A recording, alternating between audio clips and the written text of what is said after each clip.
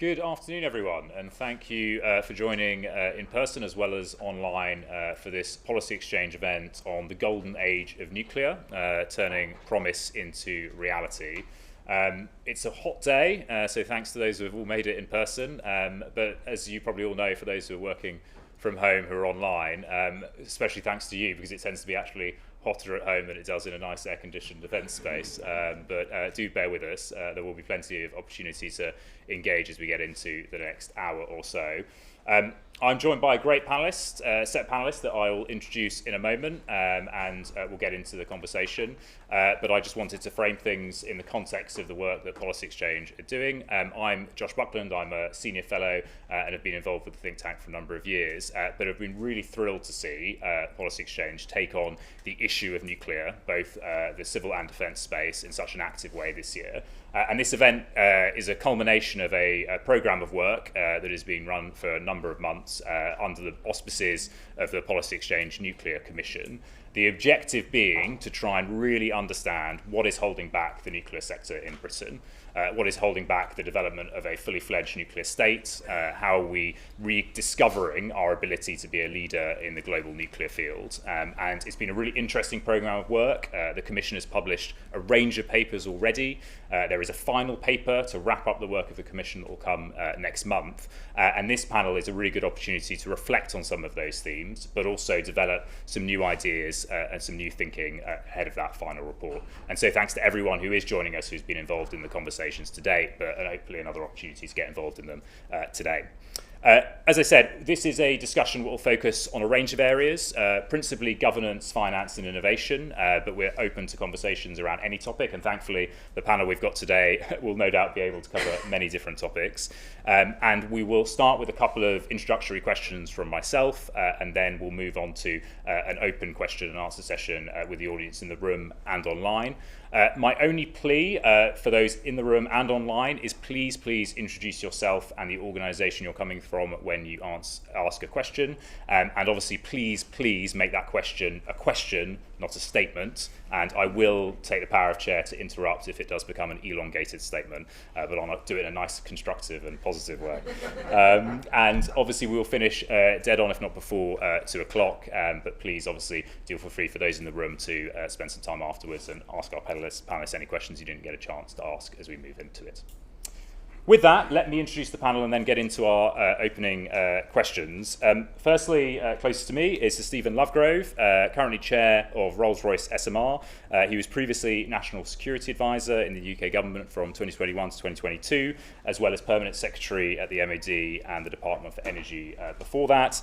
He's also the Prime Minister's Special Representative on AUKUS, and so will give us a really good view of both the civil and defence space. Next to him is Professor Dame Fiona Murray, who is the Associate Dean for Innovation at the MIT Sloan School of Management and Chair of the Board of Directors of the NATO Innovation Fund. She's also served on the Prime Minister's Council for Science and Technology, so really pleased to have Fiona with us today. She's also one of our nuclear commissioners on the Policy Exchange Nuclear Commission, and so really nice to have you here today. And then finally, Stephen Vaughan, who is the Senior Advisor at Rothschild Investment Bank and was formerly Vice Chair of the Power Consulting business at Rothschild. He's been involved in more or less every nuclear project you can imagine on the financing side, including in 15 different countries, you were saying to me earlier, Stephen. So he'll give us a really good insight on what's needed on the finance side, as well as the broader barriers to the nuclear sector. So without further ado, I suggest we get into the conversation. Firstly, an opening question from myself, and I'll work down.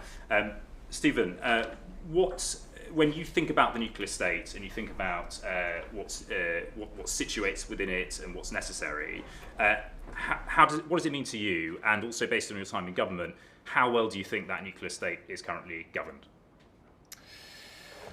Well, thank you, and it's great to be here and to see a lot of friendly faces. I think that there has been a very considerable advance in the understanding of the nuclear state and all of the things that come along with it in the last few years. And I have been dealing with nuclear in governmental capacity for a very, very long time, and now since I left government in SMR. as well, and as you say, the AUKUS stuff. I mean, I think it would be fair to say that for quite a bit of my public career, Britain was one of those states which had nuclear. It had both defence nuclear and civil nuclear, and didn't talk about it very much, didn't think about it very much. It was one of those things which was a part of the fabric, and by and large it was a bit of a neglected part of the fabric. That is particularly the case actually in defence. I don't think that is the case anymore. I think the state of the security position in the global security position has just made people think much harder about what it means to be a nuclear state. And I'm not talking just about nuclear weapons, I'm talking also about nuclear powered platforms, which typically mean submarines, but for the Americans also mean aircraft carriers, and there is a huge amount of investment going into that area at the moment, and I am very encouraged by that. Long way to go yet, though. On the civil side, I think I'd sort of kind of chunk it up into three areas, and both Stephen and Fiona will be at least, if not considerably, better placed than me to sort of talk about at least two of them. I mean, I'd say there's regulation, there's financing, and there's skills. Now, regulation, I think that the Fingleton report is absolutely fantastic. It is clearly the blueprint that we need.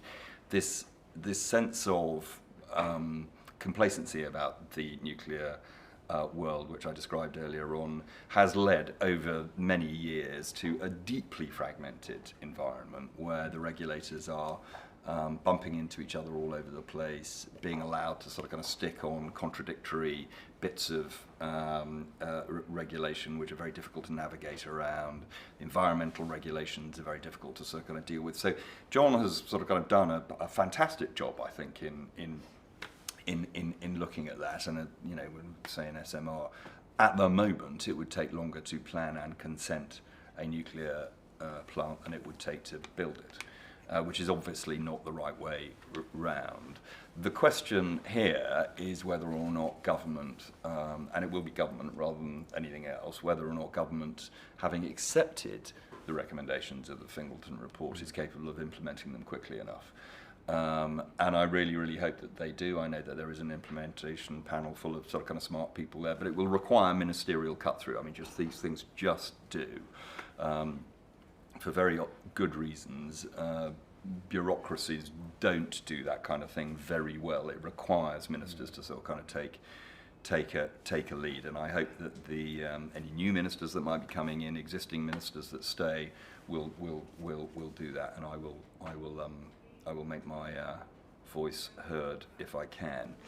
On financing, I think it's also important that people recognise that nuclear, for the kind of foreseeable future, it is government business. I mean, civil nuclear is government business. It is very difficult to offlay the risks of nuclear. I don't mean safety risks, although it certainly incorporates those, but the risks of nuclear and build and time to the public sector. It is critical that the government makes, backstop some of these risks. Otherwise, projects just don't get built. And I have to say, I do think in the UK, and more broadly across Europe actually, but certainly in the UK, there have been very significant advances in that area. I mean, those are difficult negotiations, God alone knows. I've been stuck in one for quite a long time and did Hinkley back in the day. But the British government has recognised, it's done it in size, well, Stephen will be able to talk about that, has recognised that it has an absolutely unavoidable responsibility to be able to make sure that these projects go ahead on financial terms which are acceptable. There may be a moment, particularly with SMRs, where it has become sufficiently commoditised that you can actually just go straight to the private market. That's not tomorrow. That really is not tomorrow. Skills, I do worry about. I have worried about them when I was at Energy, and I reached out to the Energy Department, who broadly told me to get lost. As I tried to put the two things together, and then I was defence. I reached out to the Energy Department, who broadly told me to get lost. I do worry about. I worried about them when I was at Energy, and I reached out to the Defence Department, who broadly told me to get lost. As I tried to put the two things together, and then when I was Defence, I reached out to the Energy Department, who broadly told me to get lost, demonstrating my powers of persuasion in both directions. I am very, very conscious of the important distinction between civil and defence. I think we need to keep that. All of this relies on public consent, and if we lose that, then that's a problem. However, the skills side of it, I think we can put those closer together. We should put those closer together. I'm encouraged by what Rolls is doing in Derby. I'm encouraged by what BAE is doing up in Barrow. I'm encouraged by what EDF are doing down in the West Country and so on. I think we there's a role for government there. There's a role for the nuclear state as well there to make sure that those work even better. But on the whole, we are definitely moving in the right direction. But these are big and difficult subjects. Brilliant. Thank you so much, and we'll come back to a number of those themes, particularly on the skills and supply chain side, in a moment. Fiona, can I come to you next? And obviously, feel free to pick up anything Stephen said, but also, particularly with your background in innovation and technology, how well you think the state is set up to really drive delivery over the course of the coming decade. Yeah, so thank you, and I've really appreciated the opportunity to work with the Policy Exchange. It's been a really interesting project, and for me, I think I'm going to focus most of what I'm going to say on the civil nuclear side. And I think it would be fair to say that in recent years it's become clear that alongside a list of technological capabilities and areas that are incredibly important, both for national security and for economic growth and prosperity, that while we might traditionally think of things like sort of quantum and AI, that actually nuclear is another of those, that the potential for really having a leading position is really important, and nations need to think about one of, I think, two choices. One is, am I going to simply have a seat at the table, so I'm going to be good enough, or do I want to actually have a sort of winning position? And if I have a winning position, probably in the UK, I might have it in some very specific things that gives me the opportunity to partner with others, and I think that's an important kind of question. And so when I think about what that winning position might look like in the UK, I can sort of think about three things in civil nuclear that we might be able to win at. One would be innovating in design. And so clearly the work in SMRs, I think, is a very important piece of that, which is we can have world-class, absolutely leading sort of frontier designs. I think it's also fair to say that we could do that with respect to some of the really most novel ways in which we're actually deploying more traditional nuclear. And I think about a company like Blue Energy, which is it's an American company, but is largely based here in the UK, in Scotland, that's raised venture capital, in part because they have a very different way of kind of modularizing the build and construction, and therefore reducing a lot of the deployment risk. So, but that would be sort of innovating in design writ large. I think the second thing we could innovate in is the supply chain. And I actually think there's a lot to be said, and I don't want to sort of perhaps cut off the supply chain discussion from later, but what are the areas that we could be particularly good at here?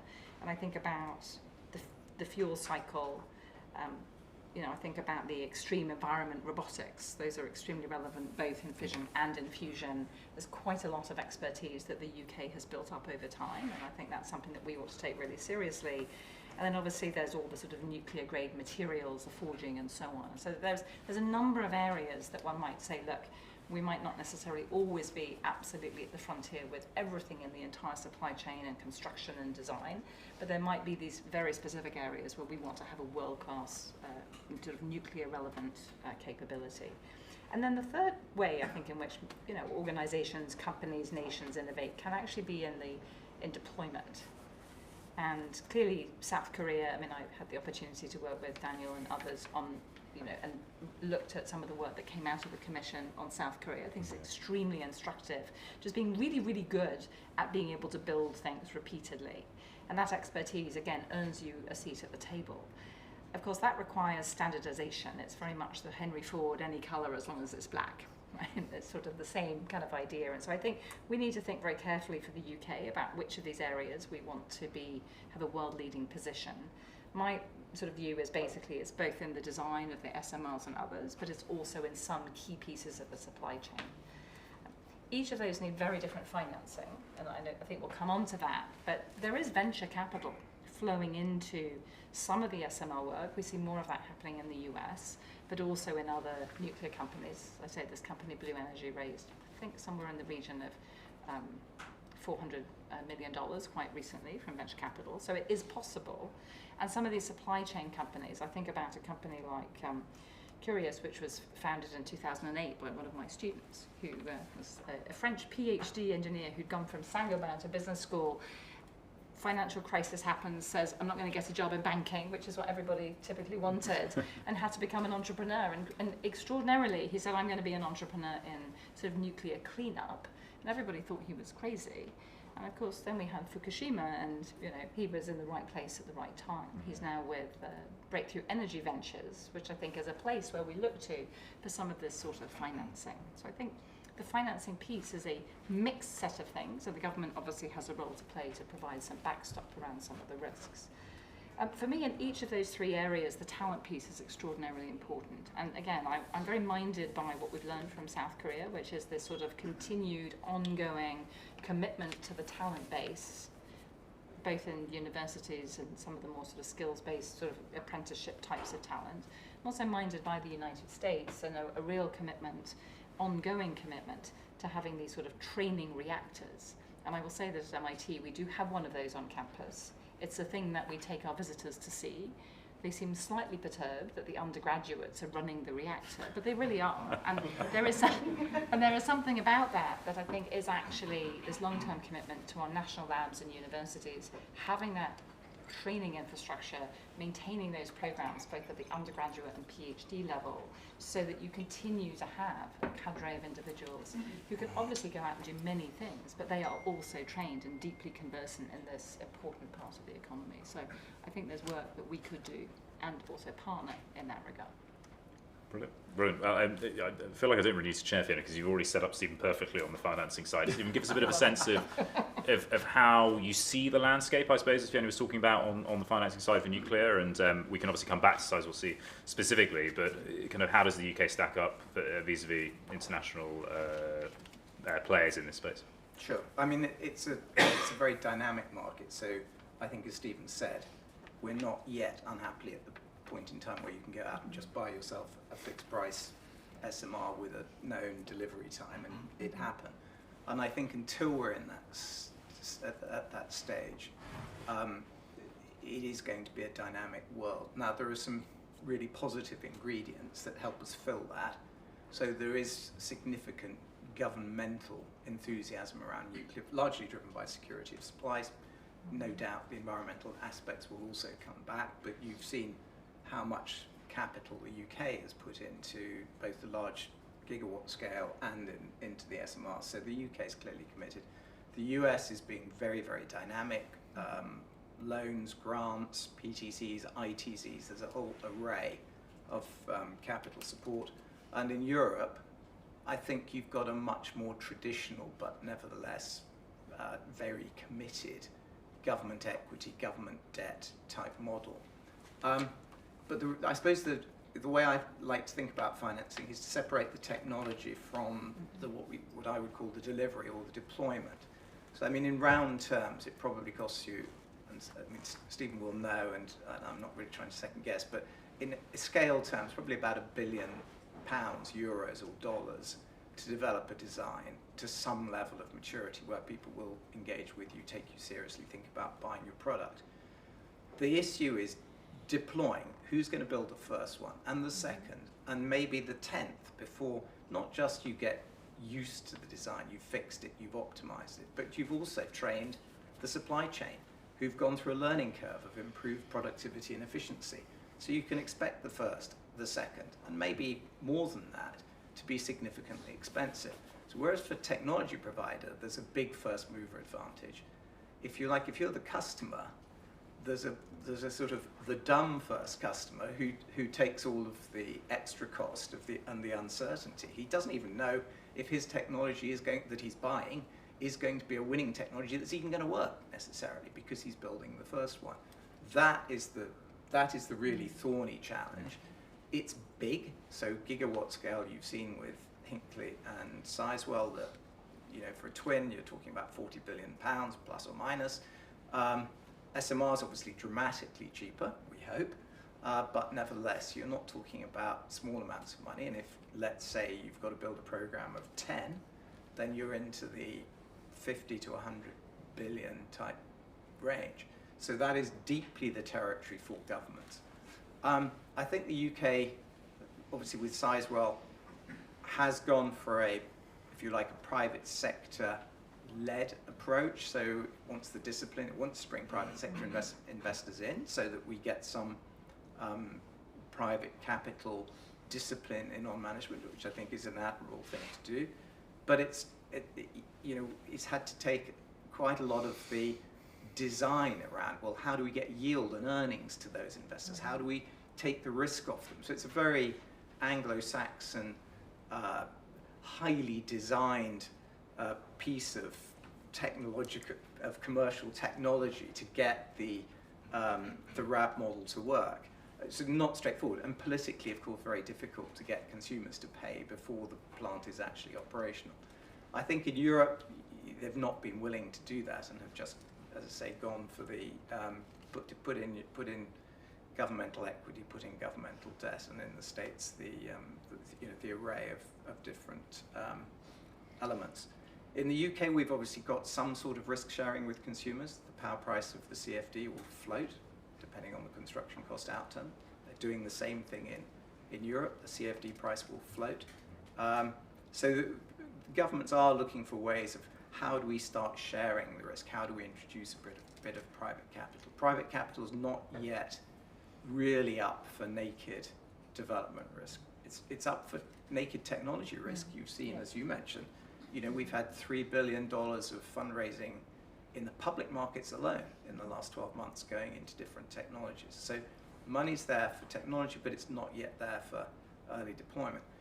Comes to my final point, which is on skills. So we saw this to some extent in the UK with offshore wind. If you look at the global subsidies that went into offshore wind to establish that as an industry, to get the costs start to come down the curve, the UK played a big, big role. And it's a fair question to say, well, where did the dividend come? And the answer is, it probably didn't. We helped drive down the cost curve, but we didn't get a homegrown offshore wind industry that was capable of jobs, economic growth, export. Interesting question. Can we do something differently for nuclear? We've been doing gigawatt scale new build in the UK for 10 years. There isn't any other country in Europe that's anywhere close to that. You could say with France and Flamanville possibly, but we're big. Four reactors we're building. That's ahead of any other country in Europe, and it matches the US. Where's our export industry? To your point, where is the dividend? How are we choosing that? How are we picking that? I think with the SMRs, obviously Rolls-Royce has taken out in the lead position. It's in an exceptional position with the orders in the UK 3, Sweden 3, the Czechia 1. I think we've got a great angle to sell into Europe. The UK trades well as a name. Brits travel well.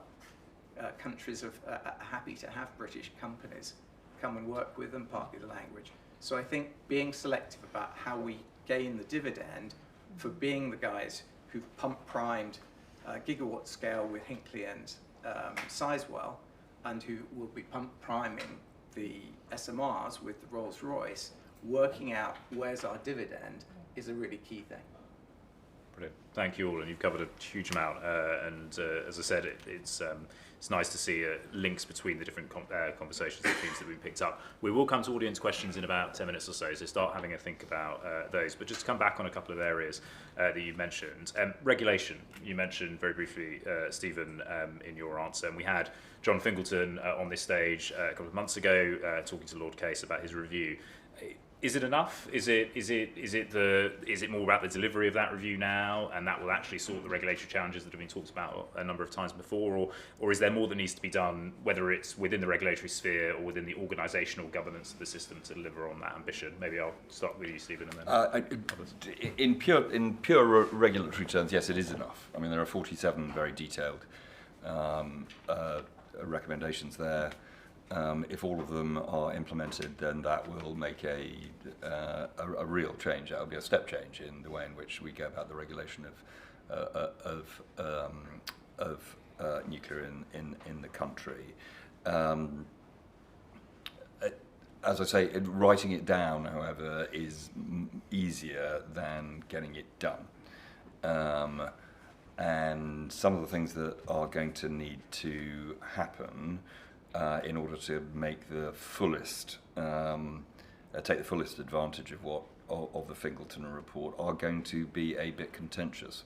Most notably around environmental regulations. I think we all know that that's not a particular strength in some ways of the UK, and it doesn't sort of, it isn't particularly supportive sometimes of growth. Those are government decisions. Those are government actions that need to be taken there. So we need to make sure that there are sufficiently brave ministers prepared to take a few risks on that. After that, the civil service, as it were, will fall into line, and the ministers, as I said before, need to take a lead. In terms of anything else, I think it's very important that the Whitehall ministries, DESNES, Treasury, business departments, they are all sort of kind of by and large sort of kind of joined up in a way that they're probably not quite joined up at the moment. That is probably a criticism of Whitehall departments which has echoed down the years for, if not decades, then possibly even centuries. I don't know. But more join up would be a good thing, and I think that GBEN, which is the counterparty, the developer at the moment, counterparty in Wilbur, maybe that will change in due course, but it is at the moment. That will need to be pretty dramatically expanded and strengthened in terms of its bench strength if it is going to be the engine of building these units at Wilbur at the speed that the country demands. So I hope that there will be freedoms given to GBEN in order to be able to expand appropriately and appropriately quickly. Very good. Other thoughts on the regulatory or governance side from either of you? No, I mean, I think with GBEN point, the UK has huge nuclear resources. There is no reason, if you had freedom to use those resources, there is no reason why we can't do what Stephen said. The question is, can we get access to them? Are we imaginative enough to corral those in a way that's effective? We ought to be able to. And the government has its ownership fingers in so many of the areas now. It ought to be able to coordinate a good response to get access to the right resources to do that stuff. And I would say, from an international perspective, getting those Wilfer projects done quickly is really, really important, because the US technologies are not hanging around. Yep. And going and trying to sell when somebody else has already built 5 and you've only built 1 is not a winning formula. And that was the point I was going to pick up on, is that if we regulate and we do it in a sort of in series, one at a time, I don't think we're going to get to where we need to be quick enough either, so then we're in first of a kind world for too long and we're not in second, third, nth of a kind, and we need to get there for these financing mechanisms to become standardised. And that's another very powerful potential source of comparative advantage, I think, is our ability to do that across the world. But having that ability to do some of these in parallel, I think, gives us that learning across, gets us out ahead, and then allows us to then both export that expertise, be a place where some of the hyperscalers come to think about offtake agreements and so on. And as you say, the US is not sitting quietly. They generally don't. They're fairly busy in this area. And I think about the Canadian strategy, which is very, very different. Building first, sort of designing their own later or never. I mean, they've just chosen a very different sort of approach to what they think of as their comparative advantage. I think we have something quite unique, but if we can deploy that more and do this in parallel instead of in series, I think that's going to be an important thing to do. Just to pick up on that, there are definitely read-acrosses from the defence area. I mean, when things are done sequentially, what happens is that every single new project turns out to be a first of a kind, because everybody decides to redesign it, and you get the same problems with first of a kind all the time. On Ros, I think we should also it's a fantastic British story at the moment. It's also a fantastic European story. There is no other European. There is no other European SMR technology which has any contracts or which is at any level of design or commercial maturity at all. I mean, you know, this is an extraordinary launch pad, but let's make the most of it.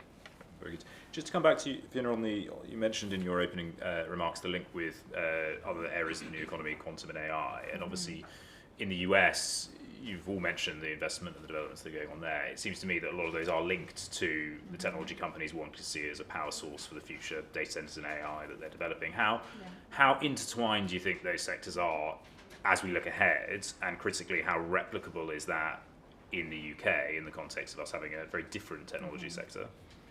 Sure. I mean, first, look, I think this point that many of these sort of leading edge technologies require investors who will take technology risk, and so whether that's in fission and fusion and quantum and so on, you know, we have, I think, an emerging group of investors both here in the UK, in Europe, and relationships across to the US who are quite good at doing that, and with all the reforms and the commitments that pension funds are making, I think this is an age-old challenge in the UK, and I think we are making meaningful progress in that regard. Each of them also has this scale-up challenge, and so they have both the scaling of the technology, that's a sort of different flavour of later stage venture, but then they all have a first of a kind of some type. I think nuclear is an extreme case of that. Fusion will ultimately be, you know, we hope at some point, an extreme case of that as well. And so again, I think that the read across for me is very much, how do we do that? How do we think really creatively? Who holds what risks in the stack? Oh, I'm not going to finance expert next to me, but sort of that idea of what's the government's job? How do we think about that? What is the offtake? But I do think that the role of the hyperscalers in this is this huge demand for data centers that, you know, may well be sort of overblown as we decide to make compute more efficient, but really trying to understand the role that they can play with some of the, and we've certainly seen this in the US, some of the offtake agreements that are being put on the table with some of the nuclear companies. And if you look in the details of those, some of them are much more sort of a detail on paper, and there's not quite as much money on the table right now, but nonetheless, there's still a sort of a growing intersection, and I think we need to, given that we don't have those hyperscalers, we need those relationships so that we can be part of that. Makes sense.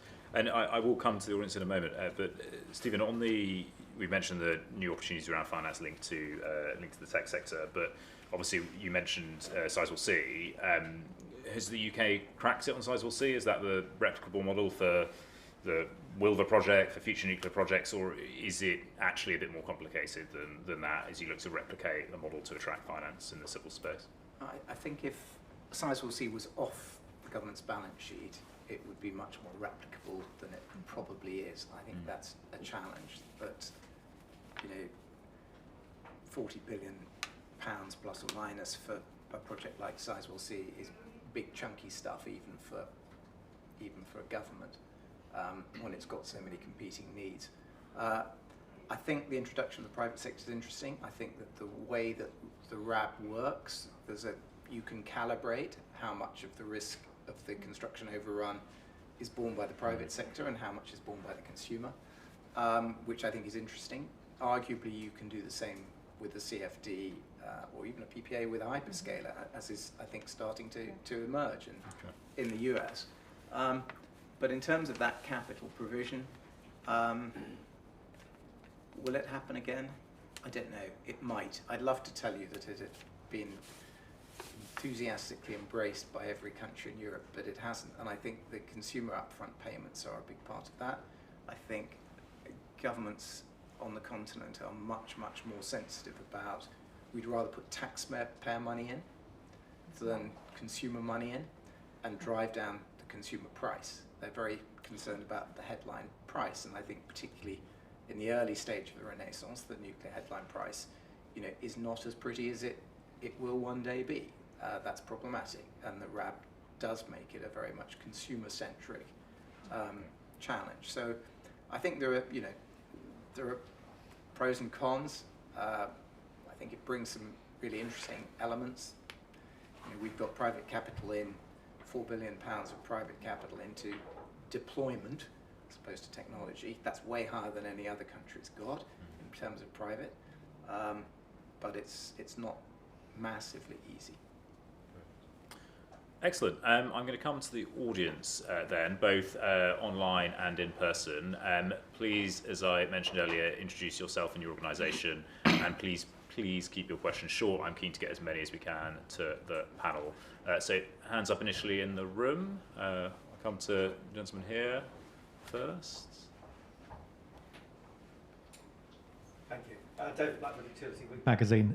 Bearing in mind Stephen's comments about the bravery which will be required politically, and given that we have had a fair amount of, commonly agreed, a fair amount of top-level commitment from the current Prime Minister towards nuclear, the Fingleton Review and so on, how confident is the panel that a change of Prime Minister, a government reshuffle, will be able to sustain the momentum that there currently clearly is in nuclear, particularly with the Fingleton Review? Thank you. Very good, very good.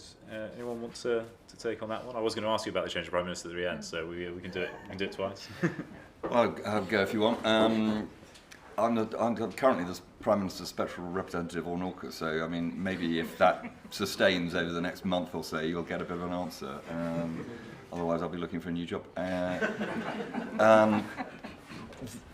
I'd be very, very, very surprised indeed if any government in the UK resiles from the new nuclear programme. It is so obviously in our interests, both in terms of energy security and in terms of the climate change agenda, and it has been so clearly supported by governments of all stripes, including the coalition government, for such a long time that I would be flabbergasted, candidly, if there was a meaningful change from that. I don't really want to speculate too much, because I don't know what the next Prime Minister, who the next Prime Minister is going to be, or what his or her cabinet is going to be. But it's not absolutely top of my risk register at the moment, that's for sure.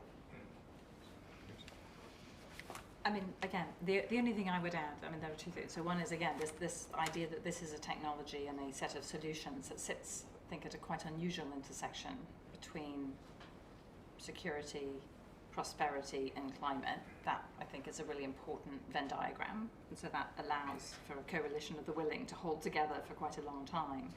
It's also the case that the job creation opportunities are really very, very significant as you start to deploy at such scale. And so this is sort of a technology that, when deployed at scale, the skills stack that you need and the job stack looks really, really different than some other parts of our economy. And I think in very, very important ways, all the way from highly skilled technicians, to physicists. There's something for everybody. And the geographic distribution of those jobs as well, I think, makes this also quite important. And so again, something that I think is likely to stand the test of political time. Yeah. And using Chair's prerogative, I was looking at some polling the other day, and politicians tend to care what voters think across the political spectrum, and nuclear's popularity within the British public has actually continued to increase over the course of the last decade, and actually I think now is the second most popular energy technology after solar. So you've got a relatively strong public consensus, even if the public consensus on other issues seems to be more challenged. We used to track public support for nuclear when I was at Energy and shortly before, and there used to be a thing which came out every quarter, which said, across the world it's at this level or that level or the other level. And after Fukushima, we looked at it, so it was obviously plummeted, it fell off a cliff everywhere but Britain, where it went up slightly. Make of that what you will. Leave that one. Excellent. I'm going to come around this gentleman who had his hand up earlier on, so just wait for the microphone. Hi, Francis Maud, former politician, more or less retired. And it's a question for Stephen Lovegrove on the subject of exports. In my last job in government, I was Minister for Trade, and I got wildly overexcited by the whole SMR thing, because it just seemed to me, here's the thing that we can turn into an exportable technology for the country which pioneered civil nuclear in the 1950s. And when the French did their big rollout of nuclear in the 1980s, that was on stamping out a cookie cutter, as I understand it. Same design, do it again and again and again. They did it extraordinarily quickly and effectively. And I was reflecting on the need for this. Things like this don't happen unless the government, in a really integrated way, puts its heft behind it, because you have to create the volume to get those kind of cost reductions that you've seen with wind and solar, and batteries now, with the cost plummeting. So I thought the way to do this was to write to the Chancellor and say, here's a big economic upside, but it'll only happen if this is done on a whole of government basis. And it was passed to the, I'm not sure whether you were still permanent secretary there, at Energy, and I received a reply from the Energy Secretary, basically, to use your terminology, telling me to get lost. There was no sense that there was this kind of whole of government heft behind this.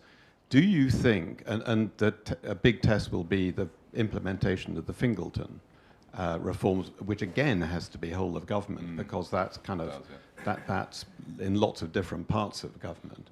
Do you sense that the government machine is capable of operating in that kind of joined up way to make hard things happen on a whole of government basis? So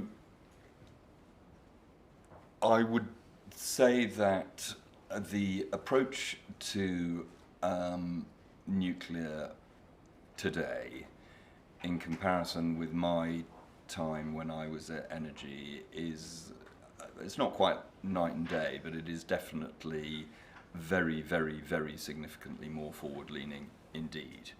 I can remember when SMRs came across our desk, and it was absolutely apparent that there was no government funding which was going to be made available for this, and it was obviously, it was clear to me, because I'd sort of done similar things elsewhere, that Britain itself was unlikely to be able to sustain a big enough market to make such a thing sort of kind of sensible. So what's the international strategy? Can we, can the government sort of kind of join forces with other governments in order to make this sort of a thing, rather like you have to do with combat air, as it happens? Absolutely no appetite to do that. And at that point I thought, well, you know, this is a good idea, but the conditions for success are simply not in place, so, you know, let's not spend too much of our time sort of kind of pushing it. Those things are not there anymore. Everybody recognises that this is an international business. There is very significant, there has been very significant financial support for Rolls-Royce SMR placed at our disposal. There's very significant financial support clearly for the EDF designs. So we are, I mean, I used the word launchpad earlier on. I think that's probably, I would probably want to repeat that.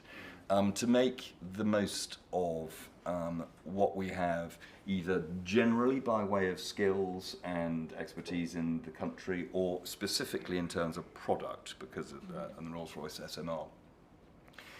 It is going to require an even greater level of integration and government commitment and persistence than we have today. The job is certainly not done, and events like this, I think, are good moments to sort of reiterate that. That is not meant to be a criticism of recent governments. I don't think we could realistically have asked for more, but this is a very, very fast developing global industry, and as Fiona said, there are some £800 gorillas out there who will be wanting to take advantage of it, and we need to be one of those, and we will need to do that, as you say, on a whole of government basis. So it's a very fair call. No, I mean, echo what you've said, Stephen. But I think one of the things that we found doing any projects with government, it wasn't just Sizewell, is that when you get into the weeds of doing a deal, there is a tendency, I think, to narrow down the breadth of ambition to, ideally, to a singular ambition, be it, let's deliver this as cheaply as possible. And so if you say of this project, and it is a project, of, well, are we going to promote an industry behind a Rolls-Royce SMR that's capable of export, you've got to work out how do you reconcile that with the guy charged with deliver this SMR at will for as cheaply as possible. And it might take an extra 4 years to drive down the cost an extra 10%. Well, if that's his mandate, that's what he's going to do. And people are very nervous, say, stick to the knitting, don't confuse things. Well, that's why it needs to be strategic. There needs to be strategic, Absolutely. and it needs to be clear, because I think often you could write it on a page, the scope of the ambition that was required out of this SMR project, or frankly, out of the support we've given to Hinkley and Sizewell. But it's very easy to think, no, it's just the top one. It's just the price one that matters. No. And sorry, do you want to come in? The only thing I'd add is I think we also need to be exporters of a regulatory regime that works. Because if we can couple those two things together, if we can follow the review, and then you can not only come and say we have the technology, we have the deployment capability, the financing, we also have the regulatory regime. And many countries are looking for something that works because they don't want to have to figure that out by themselves. And so I think that's another important piece of the export puzzle. Yeah, no, I agree. And one of the things I know policy change colleagues are debating at the moment is the current Whitehall machinery set up well enough to deliver that scale of ambition and the view of replication opposed to individual projects. So thoughts on a postcard around the structure of that, and for us may have views. Patrick Vallance as the joint minister taking on responsibility for aspects of nuclear is absolutely terrific. I mean, Patrick couldn't be a better individual than to do that. It's not quite enough just to have joint ministers. I mean, there needs to be some machinery of government stuff going on there as well. Excellent. I'm going to actually go just a question online. William Schneider from the Hudson Institute, are you still there? And if you are, would you mind asking your question into the room? Yes, thank you, and a very constructive discussion. I wonder if there is any interest in the U.S. development of the microreactors. The U.S. Army developed it. It will be deployed at 9 bases over the next couple of years, and it has a lot of nice properties from the point of view of both manufacturing and public acceptance, because it doesn't require any cooling. It's very proliferation resistant and other nice properties. Over. Military man's there. Any thoughts on the microreactor side? Well, I won't talk about the technology, and I'm sure that certainly Fiona will know more about that than I do. The energy requirements of modern combat forces, particularly deployed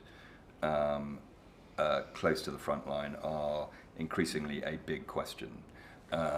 And microreactors are definitely potentially part of the answer to that. So I would be very, very surprised if the Ministry of Defence is not looking at this particular subject very, very closely, whether or not there are American designs which are the ones that they want to go for, as opposed to British designs that they want to go for, as opposed to whatever. I don't know the answer to that, but is there interest in it? For sure.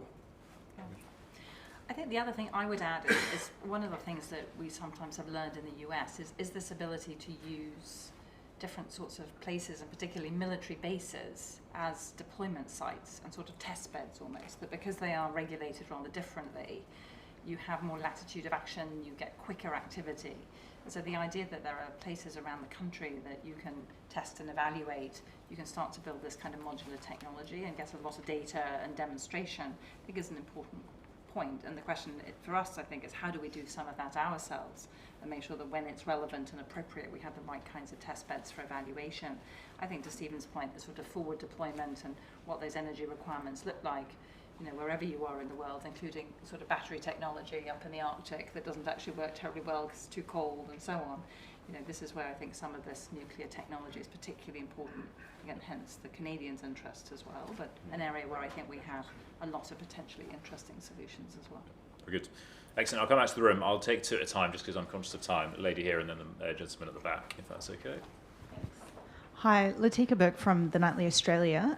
So, Stephen, a question to you, firstly on AUKUS. You joked before that you would see whether you continue as AUKUS envoy, special representative. Is that a position you want to continue in?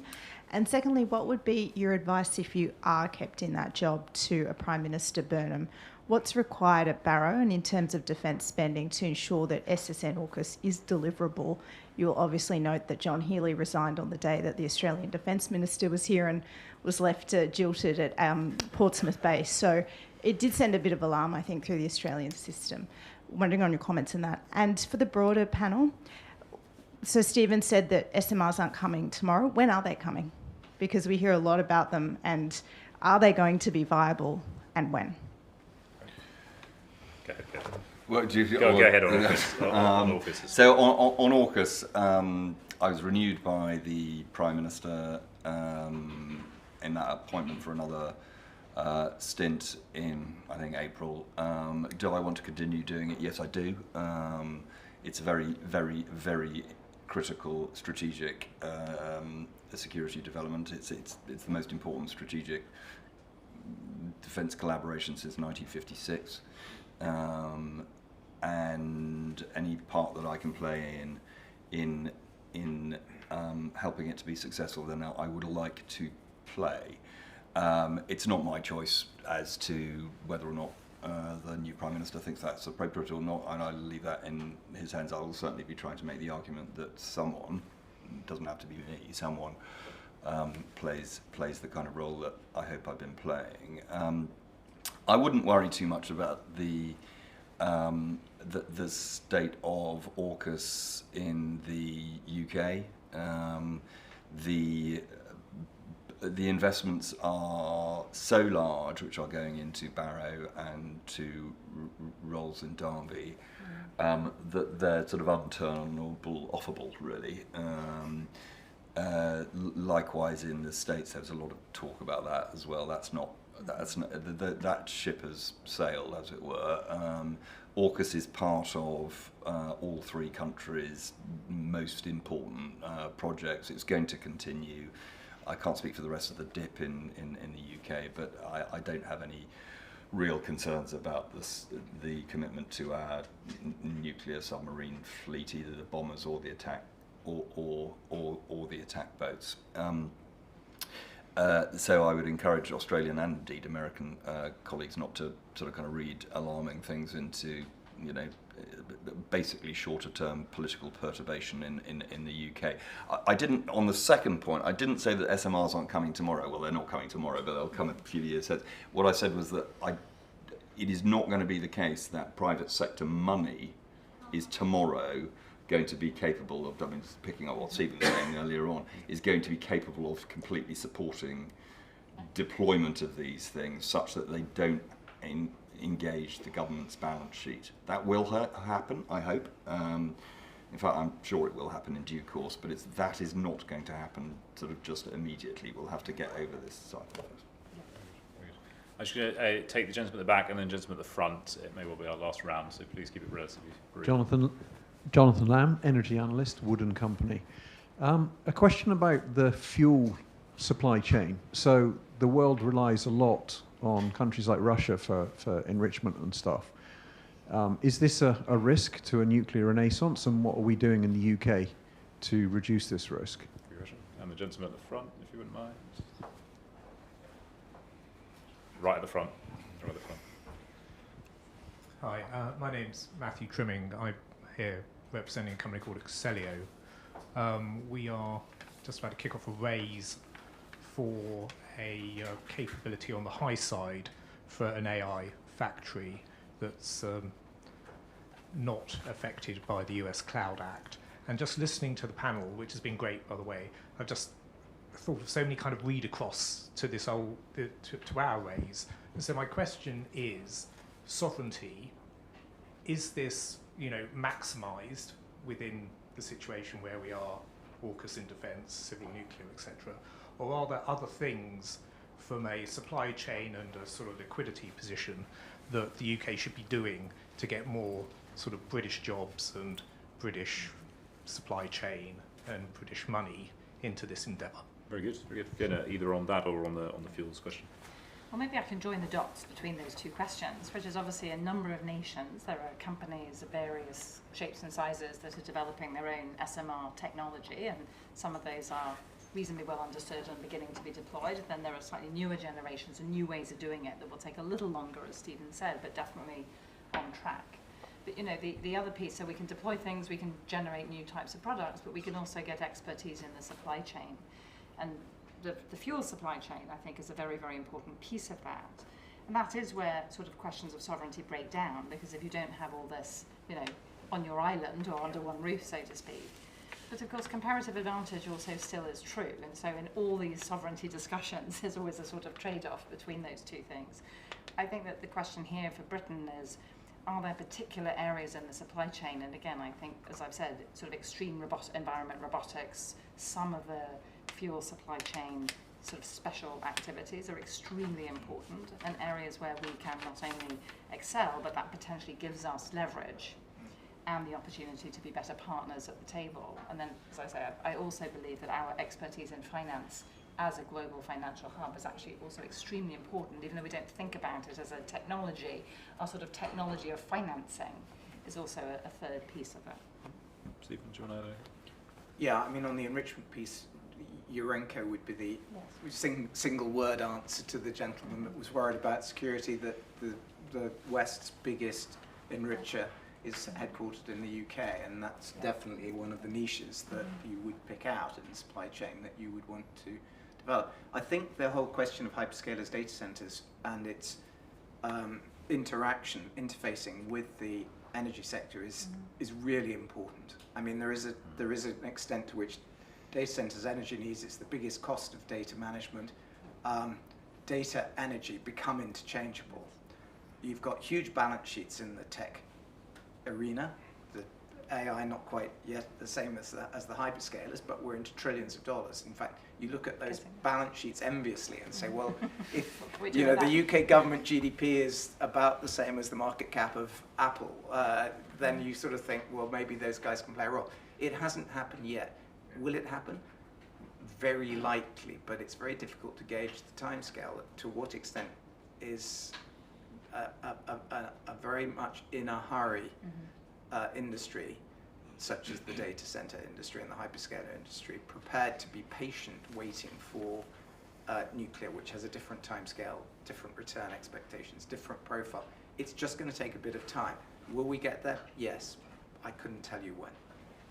Good, very good. I'm going to bring us to a close in a moment because we've got 2 minutes left, and we should let everyone go back and cool down a little bit after this. I will ask you all just a very last question, which David slightly stole, but I'll ask it a similar one anyway. But in terms of the messages I took away, very much that the motivations around the nuclear sector and the driving factors are evolving. We mentioned technology right at the end, as well as sovereignty and security of supply, but they're stronger than they've ever been. Actually, an element of positivity around the UK, particularly as you said, Stephen, in terms of domestic technology and export, is in a very good position actually, and there's a lot to be proud of and excited as we try and recapture that global position. But then the point that I think Fiona made very clearly near the end was delivery is now the key focus, and unless we get into a world where we are focusing on repeat doing actions non-sequentially, we risk losing what is now becoming an increasingly global race. So I think some positivity in there, but also some realism. So I guess my final question, and we've mentioned it, we'll definitely have a new Prime Minister in a couple of weeks' time. Who it is still an open question, but I wouldn't put money on anyone but a certain candidate. If you were in the room with the new Prime Minister, what would be your single recommendation for turning the nuclear golden age into reality? A thought from each of you. Maybe I'll start at the far end, Stephen. Okay, well, the first thing I would do is not ask for any money, because I know the answer would be no, but implementing Fingleton and casting the ambition in a way that isn't so narrow that you miss the point. If you're going to put money into these things in order to create an industry that creates wealth for the country, then you've got to think in partnership terms more than in narrow pricing terms. I think that's a big ask, but I think it's a really important one. Very good. Fiona? Yeah. I mean, I build on that, but say, and there's a real opportunity for Britain to play a global role as long as we are doing the work at home to start to do this in parallel, not just in sequence, so that we actually learn as we go along. Certainly agree with those those two things. I mean, the opportunity here for Britain to play a critical role on the world stage is absolutely enormous. And it plays into the economic agenda, it plays into the climate change agenda, and it plays into the energy security agenda. But going back to something that Francis mentioned earlier on, Calder Hall was the first civil nuclear power station in the world, and we led this industry for quite a long time, and then we took our foot conclusively off the gas for a couple of decades, and we are in the process of putting it back on the pedal, and we need to keep it there. We just need to keep it there. We cannot afford for this to happen again. Excellent. Well, thank you so much for a brilliant discussion. It's been really great to have you. And if the audience wouldn't mind thanking you in the normal way.